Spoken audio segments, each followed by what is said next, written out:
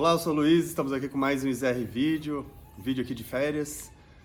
E no vídeo dessa semana, voltando aí depois de algumas semanas, né? No vídeo dessa semana nós vamos falar um pouco sobre modelos lineares generalizados. Então tem uma série de vídeos que eu coloquei na descrição do vídeo aqui, você pode acessar os links, onde eu falo das limitações dos modelos lineares. Tem um vídeo sobre introdução à modelagem estatística, um outro onde eu trabalho análise de covariância, né, que é um modelo linear. Vou mostrando também as limitações da aplicação da ANCOVA, né, modelo linear, naquele estudo de caso. Tem um outro de uma análise de variância também. Então, todo um conjunto de vídeos aí para te ajudar a entender um pouco mais sobre os modelos lineares e também perceber, né, as limitações, algumas limitações que os modelos lineares têm aí que você tem que perceber para ver que você não pode aplicar os modelos lineares, a ANOVA, a regressão, a ANCOVA, em todos os casos. Então, uma alternativa muito interessante que existe, né, algumas pessoas conhecem já bem, outras pessoas não conhecem muito bem, são os modelos lineares generalizados, em que você vai generalizar a distribuição de probabilidade associada ao erro estatístico, né, desse modelo linear. E aí você generalizando essa distribuição, você não vai estar mais usando a distribuição normal ou gaussiana, que implica em boa parte dessas limitações dos modelos lineares. E aí você pode escolher uma distribuição de probabilidade mais adequada ao tipo de variável, né, resposta que você está utilizando, ao qual você está aplicando aquele modelo, né? Então, para não ficar um vídeo muito denso, eu dividi em duas partes. Esse conteúdo acabei gravando num vídeo só, mas dividi a parte prática e a conceitual em duas partes. Então, nesse vídeo você vai assistir mais a parte conceitual, uma introdução aos modelos lineares generalizados, e no vídeo da semana que vem nós vamos entrar na prática, né, onde eu vou mostrar um estudo de caso onde nós vamos aplicar um GLM Poisson, distribuição de Poisson mais adequada aí para variáveis discretas, ok? Então vamos lá para o vídeo. Vou começando aqui a nossa aula, né, de introdução aos modelos lineares generalizados. Vamos começar aqui com uma parte mais conceitual, né? Então, voltando rapidamente aos modelos lineares, né? Quem acompanhou os vídeos anteriores, né, viu lá uma introdução à modelagem. Eu falo bastante dos modelos lineares, né? Então, eles têm essa estrutura, né, de variável resposta, com os preditores lineares que vão sendo adicionados, né? E vamos dizer assim, uma das grandes premissas aqui é que os erros, né, os resíduos, têm que ter a distribuição normal. E aí por isso que a variável resposta também tem que seguir uma distribuição normal. Então, uma das limitações, né, que eu comentei bastante nos outros vídeos, dos modelos lineares é essa questão da distribuição normal. E também nós temos a questão da variância, né, de que ser homocedástica, né. Então vamos ver aqui, eu já falei também no outro vídeo lá da questão da análise gráfica de resíduos, a gente fez isso nos vídeos da ANCOVA e da ANOVA. E então aqui tem um gráfico de resíduos com a variância homocedástica, não aquele gráfico lá onde a gente vê essa constância das variâncias. Então aqui eu tenho os erros, né, os resíduos, contra os valores ajustados. E aí ao lado a gente tem aqui um outro gráfico que é o que avalia a questão da distribuição normal, né, dos erros, né. Então a gente tem aqui os erros ordenados, os quantis teóricos, né, de uma distribuição normal, e a ideia é que esses pontos fiquem ajustados ou alinhados, vamos dizer assim, em cima dessa reta tracejada aqui da melhor forma possível, né? Quanto mais alinhados aqui indicam que esses erros, esses resíduos têm uma distribuição normal. Então, se a gente obtém um gráfico, quando a gente tem a heterocedastidade, né, as variâncias não são homogêneas, a gente vai ter um gráfico diferente desse aqui, que é o desejado, né, o que a gente chama aí do céu estrelado, né, uma noite estrelada, né, os valores são distribuídos aleatoriamente por toda a área do gráfico, e aí quando a gente tem uma variância heterocedástica, né, não são homogêneas as variâncias, a gente pode ter gráficos desse formato. Esse aqui é o mais clássico, vamos dizer assim, né? Onde a gente tem esse formato de funil, né? Então tem um padrão aqui em que à medida que a variância vai aumentando, né, com esses valores ajustados, a gente diz que a variância aumenta com a média, né? E isso não é admitido, né, nos modelos lineares. A gente tem que ter algo como o gráfico verde aqui da esquerda. A distribuição normal dos erros, né, no caso a distribuição não normal, né? Então a gente viu o gráfico ali que é o desejado, esse gráfico aqui da esquerda, e a gente pode ter casos como esse, por exemplo, aqui um QQ-plot que mostra resíduos com distribuição binomial negativa. Então a gente tem maiores resíduos negativos, estão todos abaixo da linha, e os valores positivos estão todos acima, então, principalmente o maior deles, né, tem um destaque que ele sai bastante aqui do gráfico, da linha desejada ali, né, da distribuição normal. Então, se a gente faz aí o modelo, vai validar o modelo, ele não é validado, né? O que a gente poderia fazer? A gente pode ir aumentando a complexidade. Então, a gente aplicou um modelo linear, não foi validado, a gente pode aplicar alguma transformação nos dados, perde um pouco da naturalidade dos dados, nem sempre é o ideal, mas é comum ser feito, né? Não está errado. A gente pode adicionar novas variáveis explanatórias, interações nesse modelo. Também na aula de ANCOVA a gente fez isso, né? A gente viu que, na verdade, precisava adicionar uma variável explicatória, uma explanatória, aliás, categórica, e as interações, então a gente fez isso, mas mesmo assim não adiantou. Um outro passo seria aplicar um modelo linear generalizado para generalizar a distribuição do erro, que é o que a gente vai falar daqui para frente. Ou também pode adicionar efeitos aleatórios, que é quando a gente trabalha aí com os modelos de efeitos mistos. Também pode usar alguma técnica de suavização, que aí é função lá dos modelos aditivos generalizados.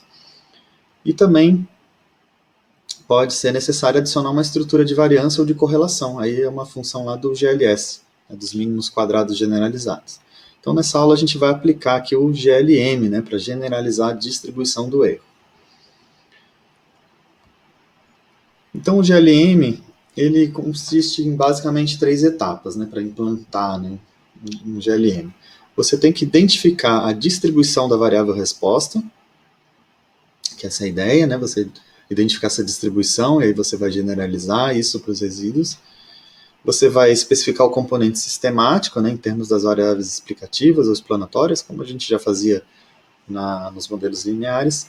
E aí, talvez a grande diferença aqui é que você tem que escolher essa função de ligação, que ela vai ligar essa média da variável resposta, ou a expectância, né, ao componente sistemático.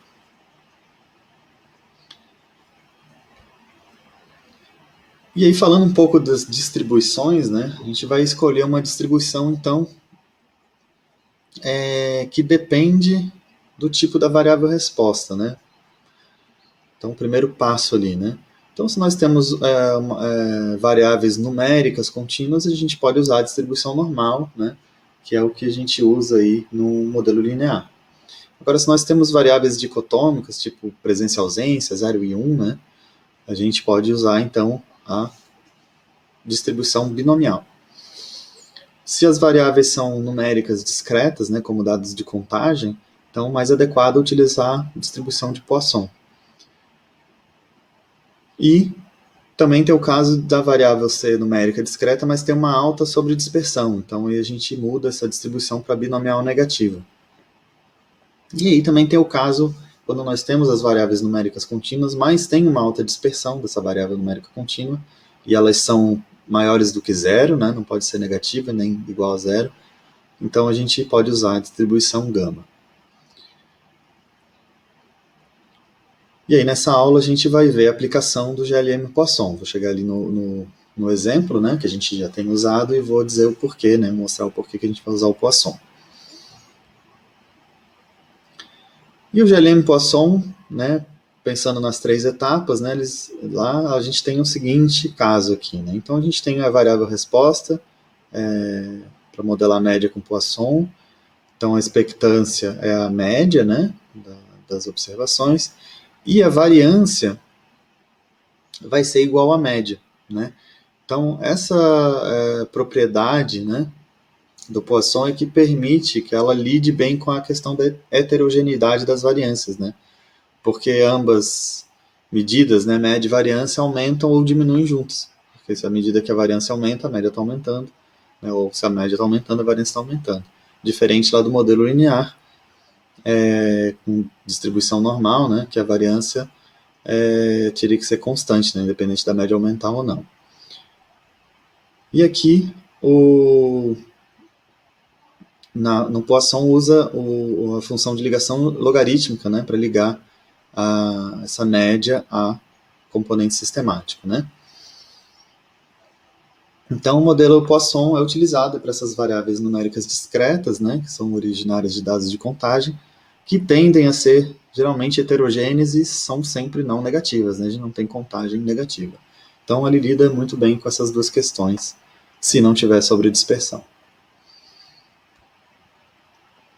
Então, a base de dados RIKZ, né, tem esse nome porque é o nome do instituto lá que fez essas coletas, né, que nós estamos utilizando, vocês viram, né, ser usada nos vídeos anteriores, vocês usaram, né. Então, são dados de bentos marinhos, né, coletados na zona intertidal, ou região entre marés, em 9 praias lá da costa da Holanda. Essa base de dados está disponível no Mixed Effect Models and Extensions in Ecology, with R, né, do Alan Zuri e colaboradores, um livro muito bom que eu utilizo e recomendo, né. E na página do livro tem lá a base de dados para ser baixada. Vocês podem baixar lá toda a base de dados que ele usa de exemplo no livro. Os exemplos todos, né? Então, a variável resposta é a riqueza de espécies, né, desses bentos coletados nessas praias, né, em 5 pontos em cada praia. E eles têm uma variável explicativa, né, explanatória, que é o NAP, né, que é uma variável numérica contínua, que é a altura do ponto amostral em relação ao nível médio da maré. Então eles queriam fazer uma avaliação, né, ver essa comunidade em relação a essa variação de maré, usar essa variável aí.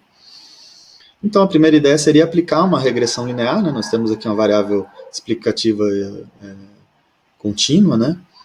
Mas aí, quem viu lá a aula da Ancova, né, vê que a gente fez uma análise exploratória lá, e viu com esse gráfico de dispersão condicionado que a gente tinha diferentes inclinações e interceptos de regressão dependendo da praia, né? Então, nós partimos para um modelo de análise de covariância. Então, análise de covariância, modelo linear, né? A gente usou lá no vídeo 2, né? Então, se você não viu o vídeo 2, recomendo depois você ir lá assistir.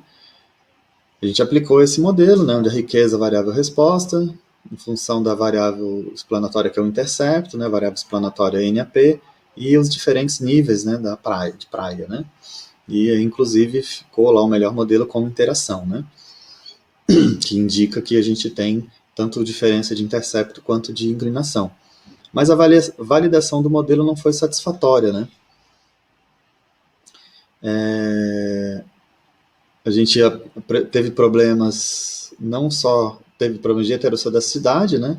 Então as variáveis, aquele gráfico dos resíduos pelos valores ajustados não foi uma distribuição boa. E também quando a gente aplicou os resíduos contra as praias, né, também a gente vê que tem muita variação aqui entre as praias. E também tivemos um problema de distribuição dos erros, né? Então as pontas aqui a gente vê que está bem fora da distribuição normal, e a gente, pelo histograma também dos resíduos, a gente vê que não ficou bom, né? Claro, uma vez que essa variável resposta tem origem em contagem, né, riqueza de espécies, né? Então a gente vai generalizar a distribuição desse erro, né, com o GLM Poisson, que lida bem com essa questão da heterogeneidade, né? E, em princípio, é o melhor ajuste para as variáveis discretas, né? Então, como a gente viu já um pouquinho antes agora nessa aula. Então, agora vamos para o R, né? A gente vai importar os dados, ver o código lá e fazer uma avaliação desse modelo. Então é isso, essa é a parte mais conceitual aí da introdução aos modelos lineares generalizados. No próximo vídeo, então, lembrando, nós vamos ver a aplicação de um GLM Poisson, né? Distribuição adequada aí para variáveis discretas, né? Dados de contagem, números inteiros, né? Positivos. Se você pegou o bonde andando aqui, esse vídeo, né? Não tem acompanhado os conteúdos do canal EasyR, aqui na descrição do vídeo eu coloquei vários links para outros vídeos aí falando de modelos lineares, limitações de modelos lineares, aplicação na análise de covariância, da análise de variância, sempre mostrando essa parte de análise de resíduos, né? Qual que é a importância ali de você fazer uma boa análise de resíduos para poder validar o seu modelo ou não e aí poder escolher um melhor caminho, ok? Trabalhar com modelagem estatística é isso, gente. Nem sempre a gente acerta de primeira, então a gente tem que aplicando, vendo se está ok, se não ajustou bem, se o modelo é um bom ajuste ou não é aqueles dados, e aí procurando as melhores alternativas, ok? Então, se você gostou desse conteúdo, dá o seu like, né, para ajudar o canal, mostrar a relevância desse vídeo para o YouTube. Se inscreve no canal se você se não está inscrito ou se não está inscrita, né? Compartilha com seus amigos, suas amigas.